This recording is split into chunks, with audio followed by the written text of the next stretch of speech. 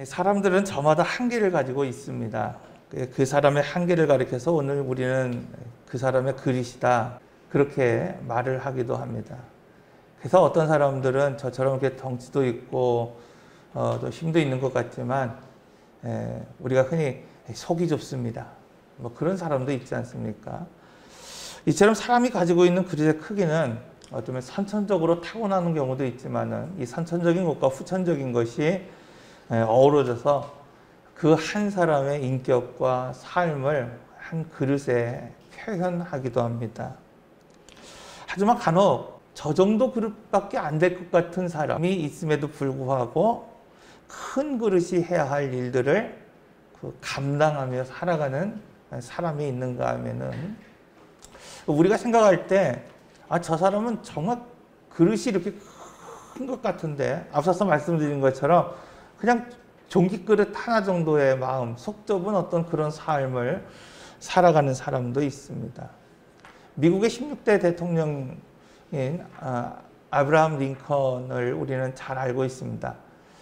이 사람은 가난한 가정에서 태어났습니다. 우리가 흔히 말하고 있는 초등학교, 그것도 9개월밖에 다니지 못했습니다. 그의 자서전에서 자기 자신을 표현하는데 꽉 마르고 성격이 까칠한 그런 사람이었다, 이렇게 표현하고 있을 뿐만 아니라 그의 인생을 오늘 우리가 되돌아보면 성공의 역사보다는 실패하고 넘어지고 쓰러졌던 그런 역사들이 참 많았던, 그래서 지방선거에조차 당선되지 못했던 그런 무능한 또 무명한 그런 정치인에 불과했습니다. 그런데도 불구하고 그가 미국의 16대 대통령이 되었을 뿐만 아니라 노예제도를 폐기하고 해방시키는 그런 위대한 대통령이 되었습니다. 그가 훗날 이렇게 고백합니다. 나를 나대게 한 것은 하나님 앞에 눈물로 기도한 어머니의 기도와 어머니의 낡은 성경책 한 권이었다는 거예요. 자기 자신도 자기가 얼마나 초라한 인생인지 알고 있습니다.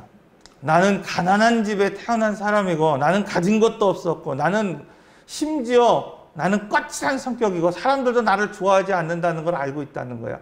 그럼에도 불구하고 지금의 나를 만든 근본적인 이유, 그 내 삶 가운데에서 나를 이끌어가는 큰 능력, 그것은 무엇이었냐면 어머니의 기도였다는 것입니다, 여러분. 그리고 어머니의 낡은 그 성경책이 바로 나를 이끌고 간 힘이었다, 이렇게 말하고 있어요. 우리가 한참 전에 쓰여진 책이지만 뭐 아동도서서부터 성인도서까지 여러 가지로 출판됐던 책 중에 하나가 링컨에 관한 책, 백악관을 기도실로 만든 대통령이라고 하는 책이 있습니다. 이 책을 들여다보면 그가 그 어려운 시기에 어떻게 기도실로 만들었는지를 오늘 우리에게 보여주고 있다는 거예요. 여러분, 그 백악관이라고 하는 것을 기도의 장소로 만들었던 링컨, 전쟁 중에도 그 치열한 싸움 등에도 정확하게 기도했던 링컨의 모습을 오늘 우리는 보게 됩니다. 이렇게 부족하고 연약하지만 그 배후에 하나님의 손길과 하나님의 역사하심으로 엄청난 일들을 해나가는 성도들이 있습니다. 그런 측면에서 오늘 우리가 읽은 이 본문을 보면은 압살롬, 그는 객관적으로는 괜찮은 사람입니다. 왜 그렇습니까? 다윗의 아들이었기 때문에. 그냥 한 사람의 아들이 아니라 그 나라의 왕의 아들, 왕자였습니다. 그의 외모를 표현할 때 참 준수하고 호감가며 그의 아름다운 머릿결을 찬송하고 있는 것을 보게 됩니다. 한마디로 그는 금수저를 물고 태어난 그런 사람이었습니다. 그는 또 집요한 면도 있어요. 끈기도 있었습니다. 우리가 지난주에 봤던 것처럼 자신이 원하는 것을 위해서 왕자를 차지하기 위해서 무려 4년이라고 하는 시간 동안에 이 왕궁 궁전에 그 문 앞에 서서 거기서 오가고 있는 많은 사람들을 이른 아침부터 만나면서 그들의 마음을 빼앗기 위해서 공들였던 사람이었습니다. 자, 그런 그가 역모를 일으키며 왕을 코너까지 몰아갔습니다. 그리고 하루만 지난다고 한다면, 이 하루만 지난다고 한다면은 무려 4년이라고 하는 시간 동안 내가 그렇게 공들였던 그 일, 왕이 되고자 하는 꿈을 이룰 수 있게 되었습니다. 그리고 그때 오늘 본문의 말씀을 보면 압살롬의 전략가였던 아히도벨이 이 다윗을 무너뜨릴 수 있는 좋은 전략을 지금 말하고 있습니다. 그것은 12,000명의 사람을 내게 주시면 오늘 밤 내가 지금 다윗에게로 건너가서 그 다윗과 한 사람들을 위협하여 다 떠나가게 하고 오직 한 사람 다윗만을 잡겠다는 겁니다. 그런데 그 순간 머뭇거립니다. 그리고 그는 전쟁에서 패하고 죽임당합니다. 그 이유가 무엇 때문입니까? 사람들은 이렇게 말합니다. 나의 상황이 좋지 않기 때문에, 나의 계획이 치밀하지 않기 때문에 어렵게 되었다고. 그래서 오늘 우리는 조금만 더 좋은 때에 무엇인가 내가 시작하면, 내가 좀 좋은 어떤 시기에 내가 무엇인가를 시작했다고 한다면 내가 성공할 수 있었다. 내가 조금 더 좋은 어떤 플랜, 좋은 어떤 그 계획을 세운다고 한다면 내가 조금 나은 삶을 살 수 있을 것이라고 하는 생각을 하게 됩니다. 그런데 오늘 말씀은 그렇게 말하고 있지 않습니다. 연약하고 부족해도 그 배후에 누가 계신가가 중요하다는 거예요. 자, 오늘 우리의 삶 가운데 연약한 부분이 있고 부족한 부분이 있지만은 결국 그 사람을 만드는 것은 무엇인가? 그 배후에 계신 하나님이라는 것을 오늘 우리에게 말씀하고 있습니다. 자, 오늘 본문의 14절의 말씀을 보면 압살롬과 온 이스라엘 사람들이 이르되 아렉 사람 후세의 계략은 아히도벨의 계략보다 낫다 하니. 그런데 이 다음이 중요합니다. 이는 여호와께서 압살롬에게 화를 내리려 하사 아히도벨의 좋은 계략을 물리치라고 명령하셨음이니라. 우리가 잘 알고 있는 것처럼 지금 이 아렉 사람 후세의 그 계략이 아히도벨의 계략보다 단지 좋기 때문에 지금 다윗이 승리하고 압살롬이 패한 것이 아니라, 이는 여호와께서 압살롬에게 화를 내려 아히도벨의 좋은 계략을 물리치라고 명령하셨기 때문이다. 저는 오늘 이 말씀을 한 주간 준비하면서 읽고 또 읽어보았습니다. 압살롬이 패하고 죽임을 당하고 지금 다 끝난 것 같았던 이 다윗이 승리할 수 있었던 이유가 무엇인가? 하나님이 다윗에게 배우가 되어주셨기 때문이라는 겁니다. 여러분, 오늘 우리도 잘 알고 있습니다. 객관적으로 볼 때는 나보다 더 훌륭한 사람이 있습니다. 나보다 더 능력 있는 사람이 있습니다. 오늘 우리가 볼 때에 저 사람은 적어도 나보다 더 훌륭한 사람이라고 생각하는 사람이 있다는 거예요. 나보다 더 능력이 있는 사람이 있다는 것을 오늘 우리는 인정할 수밖에 없습니다. 그런데 중요한 것은 그 사람이 승리하는 것이 아니라는 거예요. 예를 들어 골리앗의 이야기를 오늘 우리가 들어보면 그는 블레셋 장수였습니다. 그가 이스라엘 하나님과 이스라엘의 군대를 모욕했음에도 불구하고 이스라엘 사람들 중 그 누구도 그를 대적하여 싸우지 않았어요. 왜 그렇습니까? 그의 엄청난 힘, 그의 엄청난 능력 때문에 블레셋의 유명한 장수였던 이 골리앗과 대적할 만한 사람이 없었기 때문입니다. 성경을 보면 심지어 사울마저도 그의 칼과 창과 단창을 두려워하였다, 이렇게 말하고 있습니다. 그런데 그때 목동에 불과한, 그리고 형들을 지금 안부를 묻기 위해서 심부름간 그 소년이 물매를 들고 나와 그를 차단합니다. 예전에 어떤 학생이 제게 묻습니다. 전사님, 타깃이 크니까 뭘 던져도 맞히는 거 아닙니까? 저한테 그런 얘기를 해요. 그래서 제가 얼마나 웃었는지 몰라요. 골리앗이 장대하니까 목사님 생각해보세요. 이 돌을 던지는데 안 맞는 게 이상한 거 아닙니까? 그 얘기를 하는 겁니다. 여러분,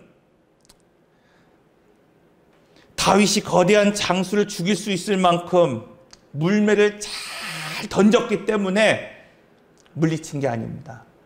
그 아이가 말한 것처럼 목사님, 이 타깃이 크니까 뭘 던져도, 눈 감고 던져도 맞출 수 있는 거 아닙니까? 이것이 아닙니다. 오늘 우리는 다른 이유를 찾을 수 없습니다. 사무엘상 17장 45절의 말씀을 보면 다윗이 블레셋 사람에게 이르되 너는 칼과 창과 단창으로 내게 나오거니와 나는 만군의 여호와의 이름 곧 내가 모욕하는 이스라엘 군대의 하나님의 이름으로 내게 나아가노라. 오늘 여호와께서 너를 내 손에 넘기시리니 내가 너를 쳐서 내 목을 베고 블레셋 군대의 시체를 오늘 공중에 새와 땅의 들짐승에게 주어 온 땅으로 이스라엘의 하나님이 계신 줄 알게 하겠고 또 여호와의 구원하심이 칼과 창에 있지 아니함을 이 무리에게 알리리라. 전쟁은 여호와께 속하셨음즉 그가 너희를 우리 손에서 건지시리라.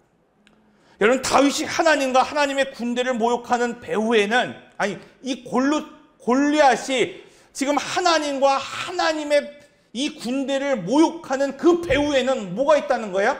그의 칼과 창과 단창이 있다는 거예요. 세상 사람들은요, 오늘 우리를 이렇게 위협합니다. 칼과 창과 단창으로 오늘 우리를 위협합니다.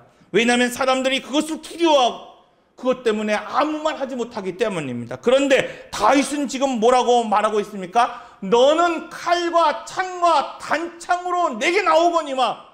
그래서 온 이스라엘이 벌벌 떨고 아무 말 하지 못하지만은 나는 내가 모욕하는 만군의 여호와 하나님의 이름으로 나가노라. 이것이 다윗을 이기게 한 근본적인 이유라는 거예요.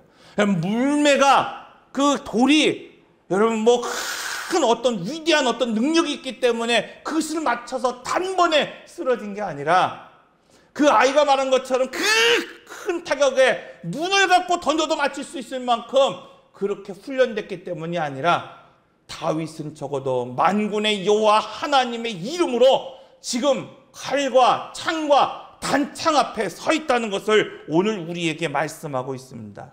사랑하는 성도 여러분, 오늘 우리의 그릇을 보면 깨지고 상처 있고 죄악으로 가득합니다. 창세기 6장의 말씀을 보면 여호와께서 사람의 죄악이 세상에 가득함과 그의 마음으로 생각하는 모든 계획이 항상 악함을 보시고, 창세기 처음 시작하는 인간의 모습을 무엇이라고 표현하냐면은 오늘 우리의 마음 가운데 죄악이 가득하다고 말하고 있는 겁니다. 오늘 우리의 생각이 항상 악할 뿐이다, 이렇게 말하고 있어요. 오늘 우리는 선한 것 같고 깨끗한 것 같고 단정된 것 같지만은 오늘 우리의 모든 생각은 악할 뿐이다, 이렇게 말하고 있어요. 그래서 로마서 3장 10절에서 12절의 말씀은 뭐라고 말하고 있습니까? 오늘 기록된 바 의인은 없나니 하나도 없으며. 여러분, 오늘 우리가 이렇게 양복을 깔끔하게 입고 단위에 서 있는 목사라 할지라도 단 한 명의 의인이 없다는 겁니다. 오늘 우리가 비를 맞으며 성경책을 오늘 우리가 안고 이 예배의 자리에 나와 있지만은 오늘 그 중에 의인 한 사람이 없다, 이렇게 말하고 있습니다. 왜 그렇습니까? 깨닫는 자도 없고 하나님을 찾는 자도 없고 다 치우쳐 무익할 뿐이요 선을 행하는 자가 하나도 없기 때문이라는 거예요. 하나님의 기준 앞에서 오늘 우리가 깨끗하다고 말할 수 있는 사람이 아무도 없다고 말씀하고 있습니다. 그런 오늘 우리를, 그런 죄악 가운데 살아가는 오늘 우리를 하나님이 구원하셨습니다. 그리고 오늘 우리로 하여금 왕같은 제사장으로 삼으시며 하나님을 대행할 수 있는 대행자로 오늘 우리를 세우셨습니다. 하나님을 대리하며 통치할 수 있도록 이 땅의 대리 통치자로 오늘 우리를 세우셨습니다. 왜 그렇습니까? 하나님이 오늘 우리의 인생을 끌어가시기 때문이라는 거예요. 오늘 우리가 죄인 되었을지라도, 여러분, 여전히 오늘 우리가 부족할지라도, 연약할지라도 오늘 우리가 하나님의 이름으로 나가기만 한다면 하나님은 오늘 우리를 끌어당기시고 인도하시기 때문입니다. 다시 본문으로 돌아가서 그렇다고 한다면 왜 아히도벨의 완벽해 보이는 계획을 지금 압살롬은 곧바로 받아들이지 않았을까요? 여러분, 오늘 우리는 이렇게 생각합니다. 왜 그렇게 지나고 보면 그렇게 선한 것 같고 아름다운 것 같고 정말 좋은 것 같은 것들을 얼마든지 오늘 우리를 그냥 이기고 넘어갈 수 있을 만큼의 그런 계획들이 있었음에도 불구하고 왜 그때 그 사람이 그런 계획을 세우지 않았을까? 우리 사무엘하 15장 32절을 한번 찾아서 같이 한번 읽어보겠습니다.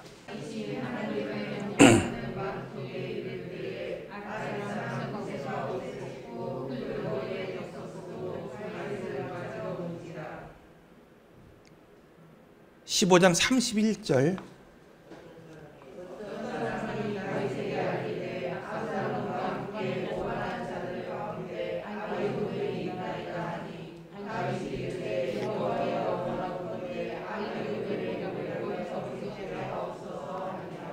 다윗이 이르되 여호와여 원하옵건대. 다윗이 지금 그 인생의 목전에서 기도하고 있습니다.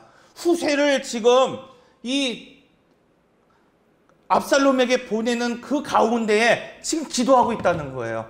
아히도벨이 얼마나 계략가인지를 알고 있기 때문에 그냥 단지 후세를 보내면 내게 좋은 계략을 줄 거다, 지금 이렇게 말하고 있는 것이 아니라 뭐라고 말하고 있습니까? 다윗이 이르되 여호와여 원하옵건대. 다윗이 기도합니다. 아히도벨의 모략을 어리석게 하옵소서. 여러분, 아히도벨의 이 완벽해 보이는 계략이 체크되지 않는 그 배후에 무엇이 있다는 겁니까? 다윗의 기도가 있다고 오늘 우리에게 분명하게 말씀하고 있어요. 여기서 오늘 우리가 기억해야 할 영적인 원리가 무엇입니까? 기도의 사람은 우선적으로 전략을 짜는 게 아닙니다. 우선적으로 계획을 짜는 게 아니라 우선적으로 오늘 우리가 어떤 플랜을 짜는 것 앞서서 가장 먼저 해야 될 일, 그것이 무엇인가? 먼저 무릎 꿇는 거라는 겁니다.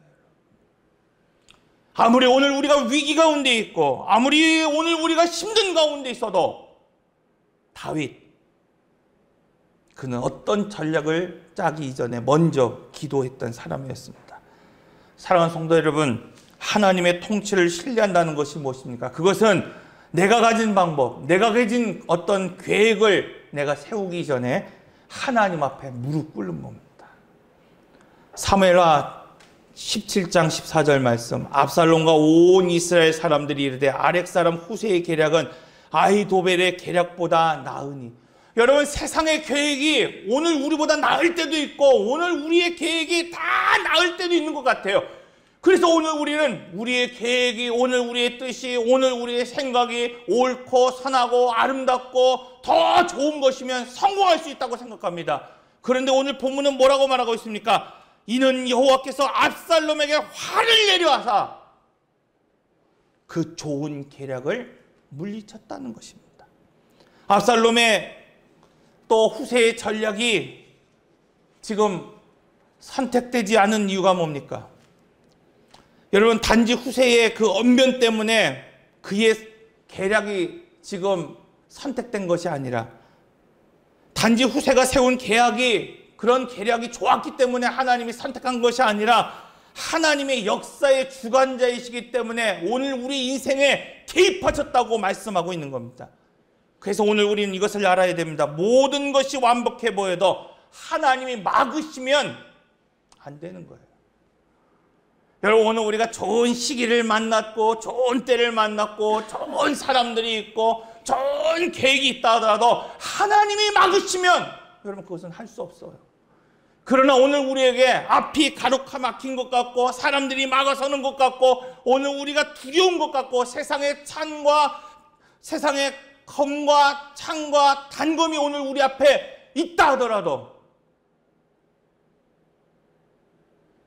하나님이 역사하시면 그 길이 열립니다. 기도는 영적인 판도를 흔드는 힘입니다, 여러분. 기도는 오늘 우리 영적인 판을 막지 흔들어 버립니다. 인생의 길이 막힐 때 여러분 기도하십시오. 하나님께서 오늘 그 길을 열어주실 것입니다. 여러분, 기도는 영적의 판도를 바꾸는 하나님의 파워입니다. 오늘 우리 입술이 정말 작은 것 같고 아무것도 아닌 것 같지만 오늘 우리가 하나님의 이름으로 나가고 하나님 앞에 기도한다고 한다면 하나님은 이 영적인 판을 완전히 뒤집어 버리시는 거예요, 여러분. 다 끝났다고 여기는 일이 있습니까? 실망하고 낙심하고 패배한 것 같고 넘어진 일들이 있습니까? 여러분, 기도하십시오. 하나님께서 인생의 목전에서 이 여리고와 같이 오늘 우리를 두렵게 하는 성이 가로막고 있다 하더라도 하나님께서 반드시 그 황을 허물어 주실 것입니다. 그러므로 믿음의 사람은 자신의 삶과 상황만 보고 낙심하지 말고 기도의 자리를 만들 수 있어야 됩니다. 두 번째, 믿음이 뭡니까? 여러분, 믿음은 현상 너머에서 일하시는 하나님을 바라보는 것이 믿음입니다. 오늘 우리는 우리 시야를 넘어 벌어지고 있는 그 하나님의 역사하심을 영적인 눈으로 볼 수 있어야 돼요. 이게 믿음의 사람이라는 거예요. 아, 내가 성경책 들고 다니기 때문에 믿음의 사람이 아닙니다. 내가 이렇게 그냥 하나님 앞에 단지 이 구약시대에 제사를 드리는 것처럼 오늘 우리가 하나님 앞에 예배를 드린다고 해서 오늘 우리 믿음의 사람이 아닙니다. 오늘 우리는 흔히 그렇게 말하잖아요. 저는 믿음의 사람입니다. 여러분, 믿음의 사람이라는 것은 어떤 것인가? 적어도 믿음의 눈을 가지고 있어야 된다는 거예요. 열왕기하 6장의 17절의 말씀을 보면 기도하여 이르되 여호와여 원하건대 그의 눈을 열어 보게 하옵소서 하니 여호와께서 그 청년의 눈을 여심해 그가 보니 불말과 불병거가 산에 가득하여 엘리사를 불렀더라.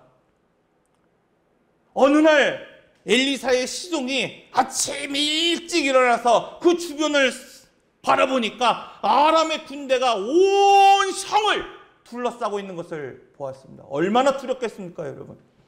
한두 사람 불량배만 우리 앞에 몰려온다 하더라도 오늘 우리가 몸을 움츠리고 두려워하는데 온 아람의 정규군이 온 산을 그냥 둘러싸 있는 것을 보고 있는 거예요. 그때에 이 엘리사가 그 청년을 향하여 지금 기도합니다. 여호와여 원하건대 그의 눈을 열어 보게 하옵소서. 이렇게 말했을 때 그의 눈이 열리고 지금 그 시야 너머에 있는 하나님의 역사하심, 하나님의 군대와 불말과 불병거를 그가 보았다고 말씀하고 있어요. 이것이 바로 영적인 눈을 가지는 겁니다. 바울은 어떻게 오늘 우리에게 기도하고 있습니까? 우리 주 예수 그리스도의 하나님 영광의 아버지께서 지혜와 계시의 영을 너희에게 주사 하나님을 알게 하시고 너희 마음의 눈을 밝히사. 오늘 우리에게 지혜의 영을 주시고 계시의 영을 주셔서 오늘 우리로 하여금 마음의 눈을 열어달라는 거예요. 여러분, 바로 기도는 그런 거라는 거예요. 오늘 우리가 눈을 뜨고 세상을 바라보는 것이 기도가 아니라 오늘 우리는 때로는 눈을 감고 암흑과 같이 아무것도 보이지 않지만 지평 너머를 바라볼 수 있는 것이 바로 기도입니다. 이것은 무엇으로 가능하다는 거예요? 내가 얼마나 배웠느냐, 얼마나 내가 알고 있느냐, 이것으로 되는 것이 아니라 지혜의 영이 부어질 때, 성령이 오늘 우리 안에 부어질 때 오늘 우리가 비로소 지평 너머의 삶을 볼 수 있다고 말씀하고 있어요. 그 눈이 오늘 우리가 열릴 때 그의 부르심의 소망이 무엇이며 오늘 우리의 부르심의 소망이 무엇인지를 깨닫게 되며 성도 안에서 그 기업의 풍성의 영광의 풍성함이 무엇이며 오늘 우리는 아픈 것 같고 병든 것 같고 아무것도 없는 것 같지만 오늘 우리에게 주시는 그 기업의 풍성함이 무엇인지를 오늘 우리로 알 수 있게 하시며 그의 심령의 위력이 역사하심을 따라 나타나는 믿음의 큰 능력, 베푸시는 그 능력이 지극히 크심이 어떠한지를 오늘 우리로 하여금 알게 하신다는 겁니다. 바울은 지혜와 계시의 영을 주사 오늘 우리의 마음의 눈을 밝히시고 그의 부르심의 소망과 기업의 풍성함과 그 힘의 위력의 역사를 볼 수 있도록 오늘 기도하라고 말씀하고 있습니다. 사랑하는 성도 여러분, 영적인 상상력을 가지시기를 바랍니다. 여러분, 오늘 우리가 눈을 감고 지평 너머에 역사하시는 하나님을 오늘 우리가 그려내시기를 바랍니다. 내가 볼 수 있는 시야, 여러분 그것이 전부라고 생각하고 살아가지 마십시오. 눈을 감고 오늘 우리가 무릎을 꿇고 그동안 내가 볼 수 없었던 그 영적인 지평 너머의 세계를 바라볼 수 있는 여러분이 되시기를 바랍니다. 그리고 하나님께서 언제나 나의 삶 속에 개입하고 계시고 영적인 판도를 밟을 수 있다는 여러분 그런 믿음으로 선포해 나가시기를 바랍니다. 이것이 기도의 사람이 가장 먼저 해야 할 두 번째 일이라고 말씀하고 있습니다. 기도하겠습니다.